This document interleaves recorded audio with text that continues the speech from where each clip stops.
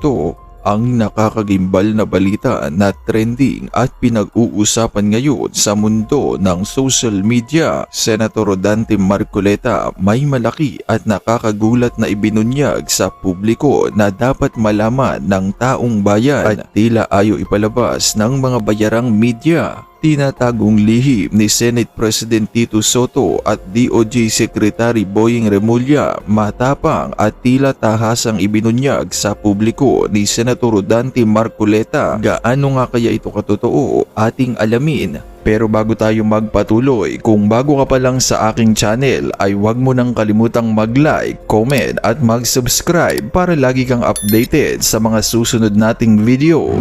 Tila nagimbal nga ang maraming Pilipino matapos na isiwalat ni Senator Rodante Marcoleta na nakausap na pala niya ang Secretary ng Department of Justice na si Boying Remulla at sinabi umano nito na handa niyang tulungan ang mga testigo sa flood control projects basta't isiwalat lamang umano ng mga ito ang buong katotohanan. Ngunit nang ikinentanga lahat ng mag-asawang Diskaya sa Senado ay tila ayaw na raw silang ilalim sa Witness Protection Program sa kadahilan ng biglang umurong itong si Secretary Remulla at sinabing isauli muna ang lahat ng kinulimbat ng mag-asawang Diskaya na tila siya ring naging dahilan kamakailan ni Senate President Tito Soto. Kaya naman tanong tuloy ng marami sa ating mga kababayan, bakit kaya biglang nagbago ang ihip ng hangin at biglang umurong ng mabunyag na sa publiko ang di umano'y mga pangalan na hindi raw dapat na mabanggit. Kaya't narito nga ang full video kung saan ibinunyag nga ni Senator Rodante Marcoleta ang di umano'y galawan nitong si Tito Soto at DOJ Secretary na si Boying Remulla dahil sa umano'y biglang pagbaligtad nito sa kanilang kasunduan hingil sa pagbibigay ng Witness Protection Program para sa mga testigo patungkol sa maanumalyang flood control project na siyang umani ngayon ng samut-saring reaksyon at komento mula sa marami nating mga kababayan sa mundo ng social media. At narito, panuorin pa natin ang buong video. Maraming bagay na may kinalaman nga dun sa very short-lived na pangunguna ko sa Blue Ribbon Committee. Halos 3 investigations lang yung ating natapos at nagkaroon na nga ng development at yun naman ay alam na ninyo. Ngayon, dahil nga dun sa mga pangyayari na yan, meron akong gustong mga issue na dapat ituwid. Gusto kong unahin yung tungkol dun sa punta nung Bryce Hernandez sa custodial investigation sa Camp Crame. Sapagkat kung alam naman ninyo, yun ay na-cite natin in contempt dahil nga sa tahasang pagsisinungaling niya, harap-harapan, ipinakikita na namin sa kanyang mga dokumento, pati nga yung ginagamit niyang mga peking IDs na in-issue ng LTO. Pero ganun pa rin na pagkakatanggi-tanggi niya, napilitan kami na i-contempt siya at nailagay nga siya sa custody ng ating Sergeant at Arms. Kalaunan po nung ako po ay mapalitan na bilang chairman ng Blue Ribbon Committee, ay bigla nga pong hiniram yata si Bryce Hernandez ng ating House of Representatives. Ngunit nalaman ko na hindi naman siya ibinalik sa dating legal custody na dito nga sa ating Senado. Ang tinatanong ko po sa ating Senate President, naging kondisyon naman ang pagpapahiram niya yung madalian at ligtas na pagbabalik kay Bryce Hernandez pagkatapos ng hearing. So tinatanong ko lang naman po siya, bakit naman nanatili siya sa custodial center ng Camp Crame? Ang sagot po niya, alam na rin po ninyo, yun ay request ng Speaker ng House of Representatives. Na sa tingin po namin ay hindi naman yata tama sapagkat ang legal custody nga ay sa Senate. Ang sabi ko ay mukhang may sablay doon sapagkat una, yung kondisyon na ibinigay mo hindi tinupad. Pangalawa, kapag yun ay pinanatili mo sa Quezon City, sangayon na rin sa kanyang declaration, natatakot siya na pag ibinalik siya sa Senado, manganganib ang buhay niya. Parang binibigyan natin ng credence.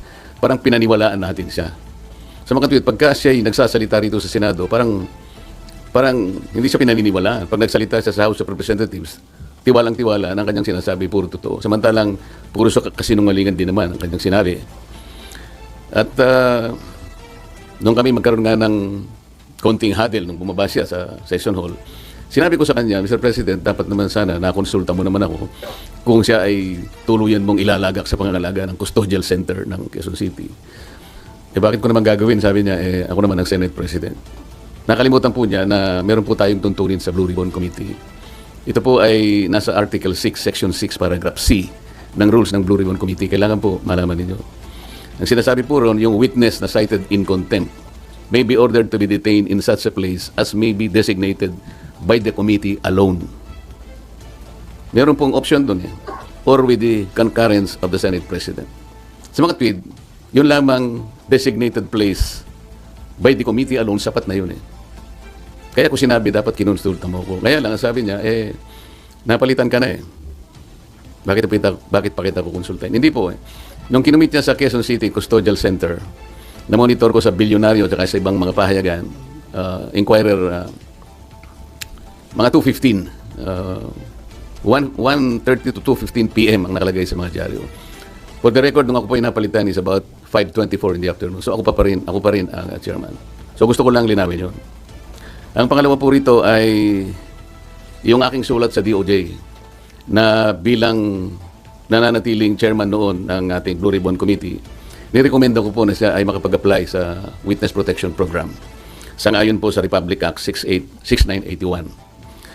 Kasi po sinasabi rin po sa Section 4 na sinasabi na sa kaso ng legislative investigation in aid of legislation, yung witness po, upon his express consent, ay pwede siyang ma-admit into the program upon the recommendation of the Legislative Committee where his testimony is needed. So yun po yung aking ginawa. Ibig sabihin, lahat po ng aking ginawa na aksyon ay naaayon naman sa batas na umiiral. Provided that the recommendation is approved by the Senate President. Hindi nga po niya inapprove, kaya po yun ang tinanong ko sa kanya noong September 9 na po yata yun na nagkaroon kami ng session.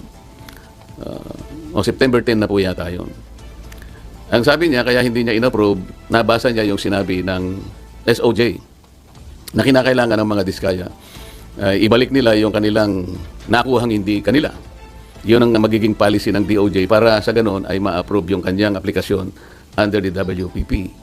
Nagtaka nga po ako kung bakit ganoon ang sinabi ng ating SOJ sapagkat linggo, isang araw bago pasimulan natin yung pangatlong investigation, nagkausap po kami.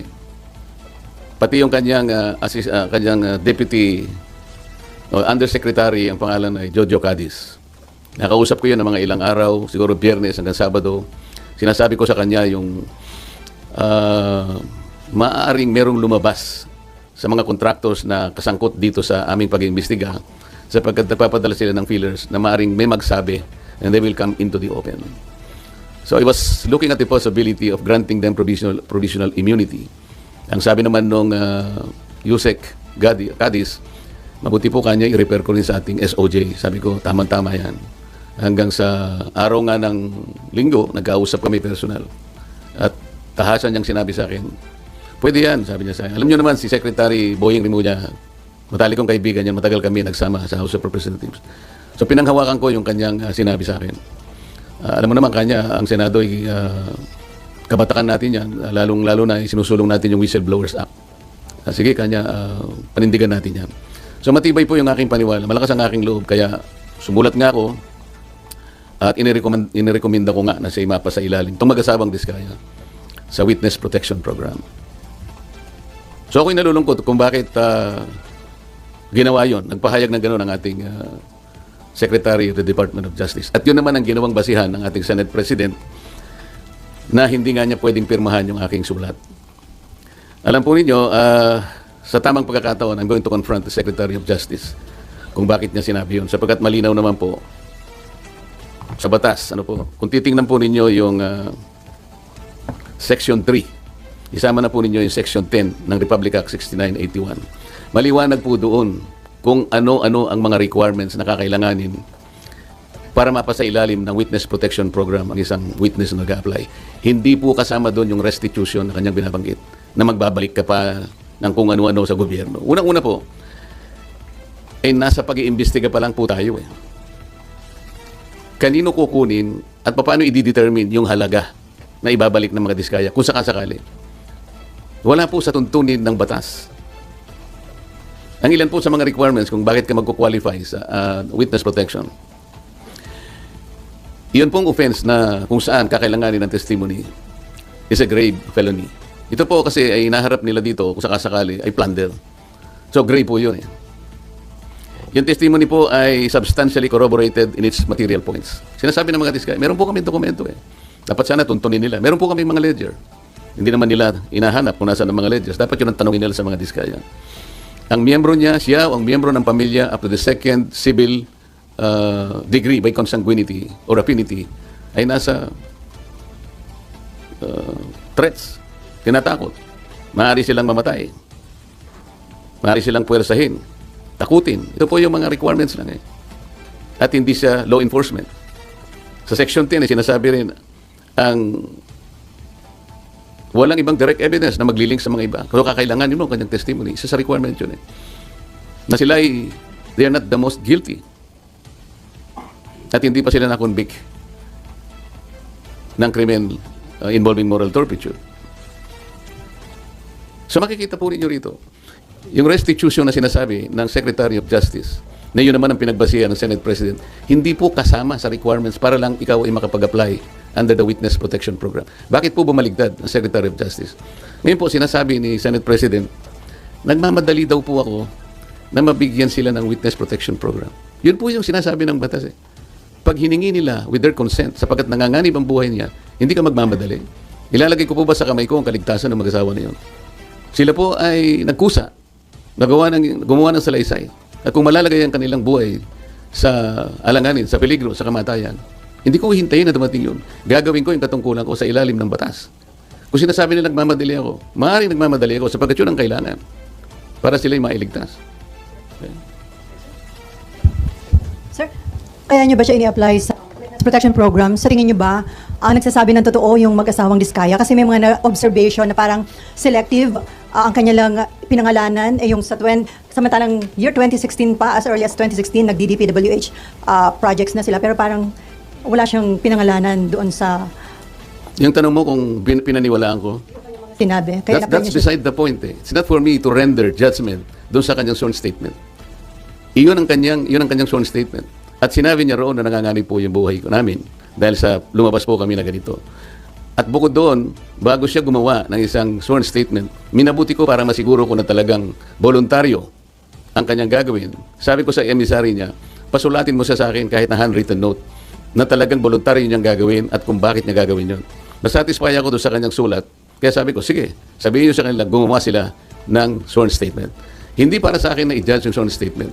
Ito will form part of the proceedings na pagdating ng araw, ito ay gagamitin po ng korte. Mahaba pong proseso ito eh. The Senate President already rendered judgment doon sa sworn statement. Dapat hindi po ganun eh.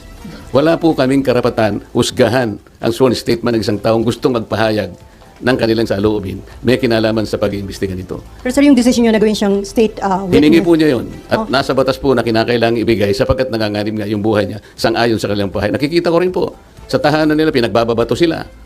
Ano po ang gagawin ng isang chairman ng Blue Ribbon Committee? Sir, nakonsulta daw po ba yung mga miyembro ng Blue Ribbon o yun ay sariling decision nyo, sir? Paano kung kukonsultahin? Hindi ko nga alam kung maglalabas sila ng sworn statement. Nung ibigay nila sa akin yon, gabi ng linggo, nung makuha ko yung in-a-sealed envelope, wala na akong pagkakataon na bigyan ko ng kopya ang aking mga kasama. So dahil magsisimula ng alas 9, doon ko inihayag yung sworn statement. Hi, sir. Sir, Mean po from TV5. Sir, I Yes, need to ma'am. ask this. Kasi sinasabi kaya daw po ang bilis ninyong inirekomenda maging state witness, nagkaayusan na. Would you want Sino to po comment? nagsabi nun? Sir, yun yung mga nag-circulating among netizens, sir, nung time na lumabas yung letter na... Sana po merong nagsabi talaga kasi mahirap mag-speculate ng ganun. Nagmadali po ako. Ako po, sinasabi ko sa inyo ang katwiran ng dapat magmadali. Yun po yung yun po yung sinasabi ng batas. Binasi ko po sa batas lahat ang aking ginawa. At hiningi po nila at sa aking palagay po ay nanganganib nga sila sapagkat marami silang binanggit na mga pangalan at nakikita ko rin naman kung anong ginagawa ng mga tao sa kanilang sariling tahanan. Hindi po ako pwedeng magbakasakali. Ayokong ilagay sa kamay ko yung kaligtasan nila. Kung hindi ko po ginawa, ako po ang nasisi. Baka iba po ang tanong nyo sa akin ngayong umagang ito. Sir, since malinaw at matibay po pala yung sandigan kung bakit nyo ginawa ito, would you seek audience with Senator Ping as the new Blue Ribbon Chair para po makiusap or paliwanag sa kanya ba't kailangan maging state witness yung Diskayas? Alam ko po, alam niya ang tuntunin ng ating mga batas. Iyon po ay sinasaalang-alang ng batas. Hindi po ako naniniwala na hindi nila alam. Babasahin lang po nila yung Republic Act 6981. nandun po yung mga provision, sino-sino ang pwedeng mag-apply, ang requirements po, sila po ba ay covered ng mga requirements, sila po ba ay pasok do sa mga requirements, alam po nila kung papasok o hindi. Hindi ko na kailangan makipag-usap. Kung kinakailangan, bakit hindi? Ngunit, baka mamaya sinasabi nila, may pinagtatanggol na naman ako. Ang dapat po nyo mapansin ay ganito. Bakit po nila ginadjudge yung sworn statement? Wala pong sino sa amin na pwedeng mag-judge. Not even the Senate President. Ako nga pwede akong magsabi na baka siya yung may pagkukulang ba't niya ginadjudge. Sapagkat alam ko yung mga diskaya, kalaban ng pamangkin niya sa politika. Meron akong babanggitin sa inyo na yung mga ibang pangungusap na ginawa niya na kailangan po nating linawin din. Kaya ito ang dahilan kung bakit ko kayo pinatawag sa isang press con. Ito po mula sa ANC Head Start. Interview ni Ms. Karen Davila about the Blue Ribbon Chairman being a lawyer. Sabi po ni Senate President Soto, there is no such thing as a rule, dapat abogado yon. Abogado ka nga, di ka naman magaling mag-imbestiga, di ba? Chuckles, nakalagay. So useless. Unang-una po ako, wala akong in-insinuate na dapat ang chairman ay abogado. Ito lang ang in-insinuate ng isang babaeng hanggang ngayon hindi makamove on kung bakit ako nanalong senador. Alam na po ninyo yun. Pinipilit po ba nila sinabi ko ito? Hindi ko po sinabi ito. Pero sila nga po ang may pasaring rito eh. Abogado ka nga, hindi ka naman magaling mag-imbestiga, di ba? Saan po nila nakuha yun? Sino po ba yung magaling? Bakit tayo magkukumpara? Ito pa po sinabi niya, September 10, 2025, sa totoo lang, 1PH, Job Francisco, Chequi Vergel, Cheryl Cosim, SP Soto, may suspetsa na kami na inedit yung affidavit ng Diskaya. How can the Senate President say this? What is his basis for doing this? This is a serious charge. Sino po ang nag-edit? Ako po ba pinatutungkulan niya? Sir, isa na lang from my end. Sir, yung doon lang sa Camp Crame, sabi niyo sablay na binalik doon si Bryce, pero ngayon nasa Pasay City Jail, you're okay with that, sir? Alam mo ako, hindi ako pala away eh. Ang gusto ko lang kasi, the processes of the Senate and the integrity of the inquiry will not be compromised. Ang legal custody nasa Senate.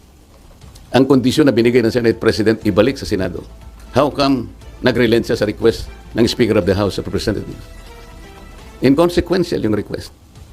The House of Representatives has nothing to do with the custodial authority of the Senate.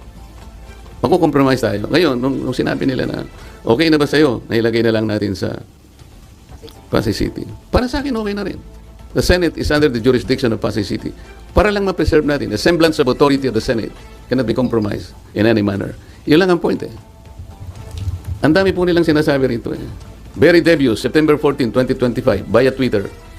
Wala pang hearing ang Blue Ribbon. Ano ba nangyari? Malalaman natin sa Blue Ribbon kay Senator Lacson, meron siyang investigasyong ginagawa tungkol dyan. Ibig ba sabihin, will they investigate the Diskayas kung ba't sila gumawa ng sworn statement? Yun ba yung gagawin? Ito yung sworn statement ng tao. You have no right to question that sa Blue Ribbon Committee. Kung ano yung pinahayag niya, it is for the court to appreciate that. Pagdating ng tamang panahon. Pero para i-judge mo ito, para i-judge mo na inedit ito, o nagkabayaran dito, iba na po yung narrative nila. It is not good for the Senate na ganito po yung gagawin nila. Kami po, hindi ako nakikipagkumpara kung sino yung magaling. Kung sino yung gagawa ng tama, yun po yung tama, yun po yung dapat nating gawin. Kahit kailan, hindi po ako nakipagkompetensya kung ang pag-uusapan yung pagganap ng tungkulin bilang isang senador. Ang Blue Ribbon, wala nang obligasyon na i-verify yung veracity ng sworn statement ng isang testigo. Kasi di ba binibet po yun bago para tanggapin or hindi? Kasi pwede magamit ang Blue Ribbon kung nagsisinungaling po yung witness. It is for the court to appreciate that. Kami po, kung ano yung binigay nila, tatanggapin po namin yun. Yun po yung risk nila. Ang usapan dyan, kaya mo ilalabas yan, yan ang totoo. Yan ay yung sarili mong, voluntaryo mong ginawa. Sila lang ang makakapagpasya noon. At pagdating po ng panahon, nakakailanganin lahat ang pag-imbestiga niya. Sa tamang panahon, ang korte lang po magbe-verify niya. Naharap sila sa korte. Ang korte po ang makapagpapatunay. In the final analysis, the court will be able to determine kung tama o hindi yung kanyang sworn statement. Marami pong paraan para yun po ay malaman natin. Pero hindi po ang Blue Ribbon. Kasi po ang Blue Ribbon, kung titingnan po yung tamang direksyon niya, in aid of legislation lang po ito eh. Pagdating ng araw, yan pong mga prosecutorial actions na yan, sa korte na po lahat pupunta yan. Kung makukumpleto po yung committee report, lahat po yan papunta na po sa prosecution at finally to the courts of law. Pero sir, kahit in aid of legislation, hindi ba may obligation kayo na alamin yung, kung totoo lang, kung yung mga sinasabi ng mga witness? Diba? Paano po namin, ako po bilang ako, paano ko alamin sasabihin ko sa kanya, mali itong ginawa mo. Kami nga ang nag-encourage sa kanila para lang tulungan ng Estado, para tulungan ng gobyerno. Kung ano po yung nalalaman ninyo, kasi hindi namin lahat magagawa ito. Kaya nga mayroong Witness Protection Program. Sa akala nyo ba, mayroong magsasabi kung sinong mga senador at sinong mga congressmen ang sangkot dito kung wala kang gagamitin under the Witness Protection Program? Sir, So, sir, paano yung in aid of legislation? Kung makakuha kayo ng informasyon, kayo naman pala. Ang in aid of legislation po, ang tinitingnan namin, yung sum total po ng pagsasabi nila at pagdedeklara nila before the committee. Halimbawa po ngayon, para ipakita ko lang sa inyo, ano na po ang naisip naming legislative measures sa 3 hearings po na nagawa ng Blue Ribbon Committee. Halos 14 na po na legislative measures ang aming naiisip na i-propose. Unang-una, amendment to the procurement law, Republic Act 9184 as amended by Republic Act 12009. Ano po ang gagawin doon? Yung transparency and monitoring po, lahat ng mga magre-require ng digital geotagging, drone monitoring at satellite validation, kailangan na meron na po yan. May accountability and sanctions. Merong risk management na amendment po nitong ating procurement law. Number 2, amendment of the anti-graft law. Ito po ay mag-i-include ang additional penalty, perpetual blacklisting in case of corporations or entities involved in corrupt practices or plunder. Number 3, amendment to the contractors licensing law. Ito ng PICAB. Isasama dyan ang divestment requirement, conflict of interest, provisions and penalties. Ito po yan. Number 4, amendment to the witness protection law. Dito pa lang po kailangan may amendment na po Number 5, amendment to the AMLA. Nakikita po ninyo pati yung ating mga casino ginagamit na laundry areas na po yan. So mandatory na pre-award vetting ng contractors, subcontractors for government infrastructure projects exceeding 50 million. At marami pa po ito. Amendment to the Securities Regulation Code, RA 8799. Marami pong dapat na ayusin dyan. Katulad po ng mga yung Securities and Exchange Commission will require sworn ultimate beneficial owner in declaration to set up beneficial ownership verification and blah blah blah. Pati yung PhilJeps, allowing SEC to coordinate with DPWH and PICAB. Number 7, ito po yung False Claim Act. Ito po yung writ of quitam na pwedeng gamitin ng isang ordinaryong tao ang kanyang power na siya na mismo ang magabla. Dahil sa nangyari po na lalong lumaki po yung problema natin sa corruption. Imagine po ninyo, panahon ni Napoles, 10 billion lang ang pinag-uusapan natin. Anong nangyari po? Naging amateur po si Napoles. Ngayon po, 100 billions na po ang kinukulimbat sa ating kabangbayan. Kaya kailangan na po lahat ito. Number 8, Whistleblowers Protection Act. So, suportahan po natin ito. Number 9, Heavy Equipment Registration and Leasing Act. Number 10, kailangan meron po tayong Flooding Integrated Master Plan Act. Number 11, i-amend po natin ang Ombudsman Act. Kasi wala siyang masyadong ngipin. Halimbawa, i-amend natin ang Section 15. To include recovery or consideration made to any government official or employee regardless of the nature of their position, whether appointed or elected. Ito po yung isa pang maganda. Amend Section 21 that despite exception to the disciplinary authority of the Ombudsman, a recommendation for immediate action shall be made by the Ombudsman to the appropriate Ethics Committee in cases involving members of Congress upon establishment of the sufficiency of the complaint. Kasi sa present law ng Ombudsman, hindi po kasali ang members ng Congress. Number 12, amendments to the Government Auditing Code. Yung COA, wala pong ngipin ng COA Kung titignan nyo, Presidential Decree 1445, ang sinasabi dyan, kailangan preventive ang audit. Paano kayo makakapag-prevent po ng pagnanakaw sa mga ating mga projects? Sa lahat ng gawain, kung post-audit lahat, na nakulimbat na yung pera. Pagkatapos mag-audit siya, post-audit, sasabihin niya, notice of disallowance. Nakakita na po ba kayo na pagkakataon, o kahit anuman, sa lahat ng notice of disallowance na inisyu ng COA, maliban lang so nag-volunteer na magsoli ng paunti-unti, yung malakihan po na notice of disallowance, meron pa pong napakulong? Meron silang nasingil?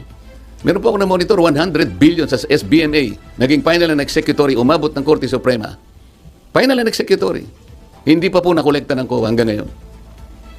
Walang kang ipin-ipin. Ito po yung gusto naming gawin lahat. After 3 investigations, pati Civil Service Commission po, kailangan po nating i-amend na yung sinasabi na 6713, yung Code of Conduct and Ethical Standards of Public Officials. Halimbawa po yung Section 8.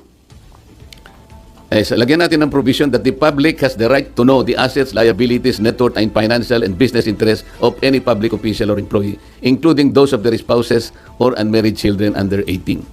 Ito pa po importante dyan. However, public access of these SALN documents remain limited. Sa ngayon, kaya pinopropose natin that the SALN of members of Congress be made available to the public through the official website of the Senate and the House of Representatives. Para sa ganun, makuha nyo na kagad, hindi susulat ka pa. Kung ayaw niya, hindi mo rin makukuha. Very, very limited ang access po ninyo. Pang-14, i-abolish po natin yung River Basin Control Office. Ito po ay parkingan po ng mga pinoplot ng mga opisyales na wala namang ginagawa. Isipin po ninyo, 2006 nagawa itong opisinang ito under the DNR. Siya ang dapat mag-integrate ng ating 18 existing river basins in this country. Wala silang nagawa kahit isa.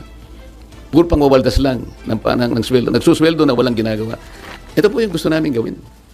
After 3 hearings, 14 na po ang measures na naisip namin na dapat nating isulong para sa ganun itong mga nangyayaring ito kahit papano ma-address na po na. Kaya naman anong masasabi mo sa balitang ito? Kung mayroon kang hinaing at komento ay mag-comment ka lamang sa ibaba ng videong ito. Maraming salamat.